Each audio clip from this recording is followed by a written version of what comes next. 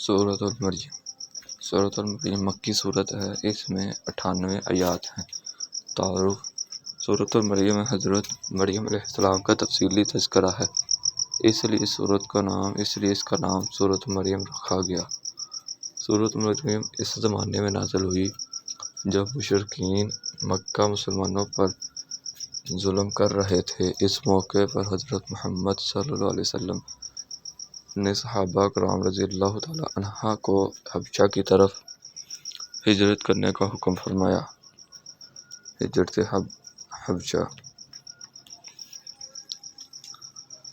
حبشہ براعظم افریقہ کا ایک ملک تھا۔ جب حضرت محمد رسول اللہ صلی اللہ علیہ وسلم نے نبوت کا اعلان فرمایا تو وہاں ایک عیسائی حکمران تھا جس کا لقب نجاشی تھا۔ نجاشی بہت رحم دل اور عادل بادشاہ تھا، وہ کسی پر ظلم نہیں کرتا تھا۔ نجاشی کا سلام سماحت ہے۔ مکہ مکرمہ میں صحابہ کرام پر قریش کا ظلم حد سے گزر گیا تھا۔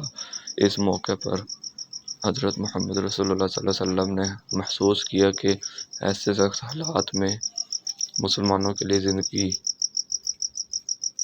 بسر کرنا مشکل ہوتا جا رہا ہے۔ آپ صلی اللہ علیہ وسلم نے اللہ تعالیٰ کے حکم سے مسلمانوں کو حبشہ کی طرف ہجرت کرنے کی اجازت دے دی۔ حضرت محمد رسول اللہ صلی اللہ علیہ وسلم کی اجازت سے 11 مردوں اور 4 خواتین نے حبشہ کی طرف ہجرت کی۔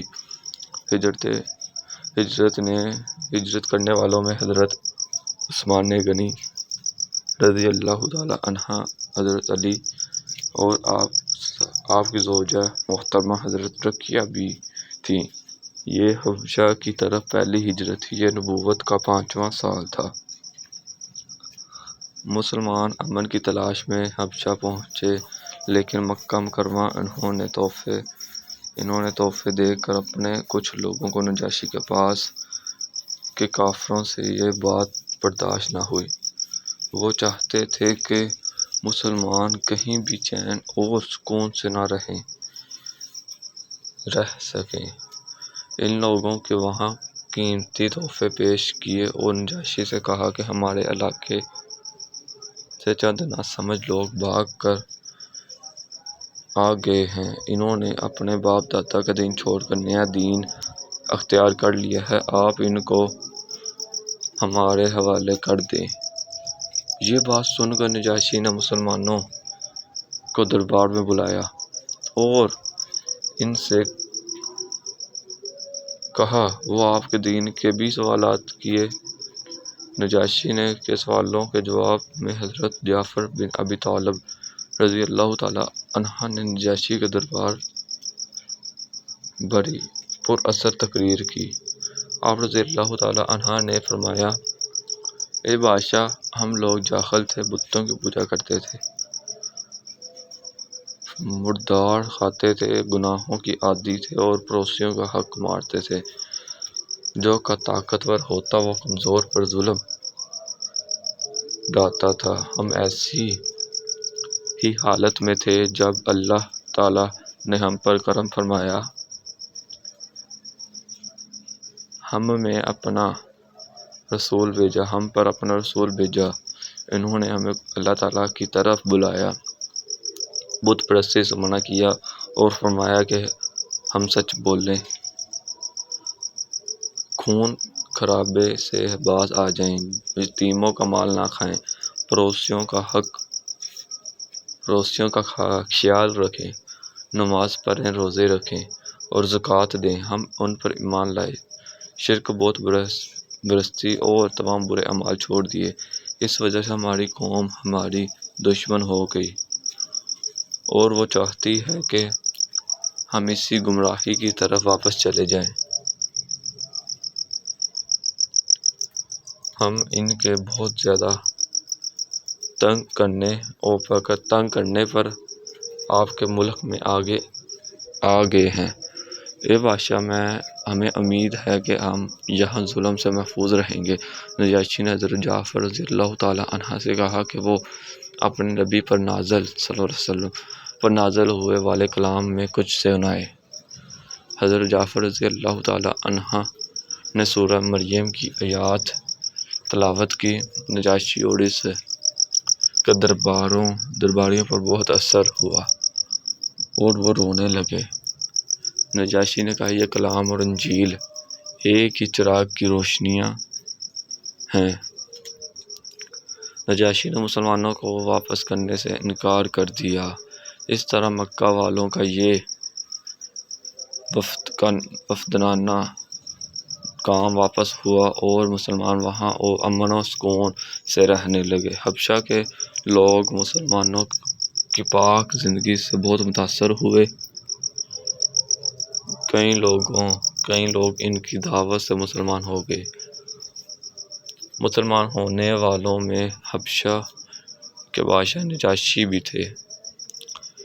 سورہ مریم کا خلاصہ توحید، رسالت اور آخرت کا بیان ہے۔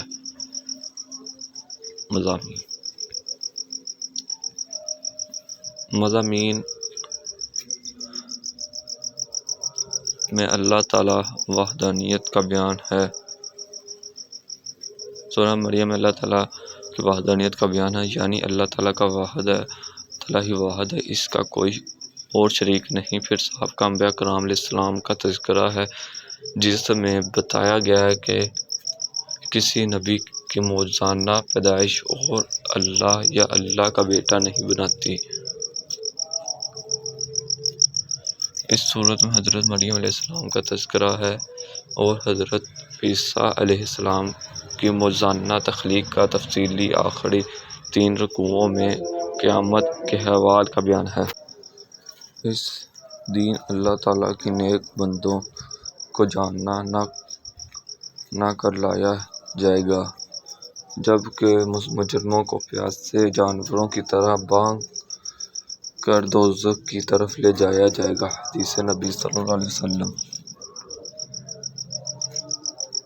حضرت محمد رسول اللہ صلی اللہ علیہ وسلم نے فرمایا، ماں کی گود میں جن بچوں نے بات کی ان میں سے ایک حضرت عیسیٰ علیہ السلام ہیں۔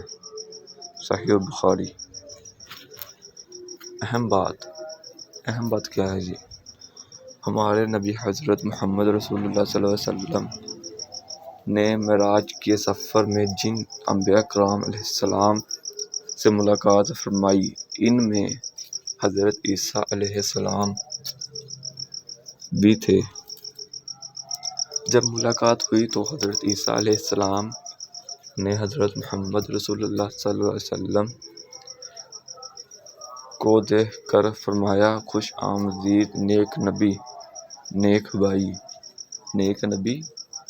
بھائی۔ صحیح البخاری۔ حضرت محمد رسول اللہ صلی اللہ علیہ وسلم نے حضرت عیسیٰ علیہ السلام کا مبارک بیان کرتے ہوئے فرمایا، ان کا قد درمیانہ اور رنگ سرخ سفید تھا، وہ ایسے لگتے تھے جیسے ابھی غسل کھانے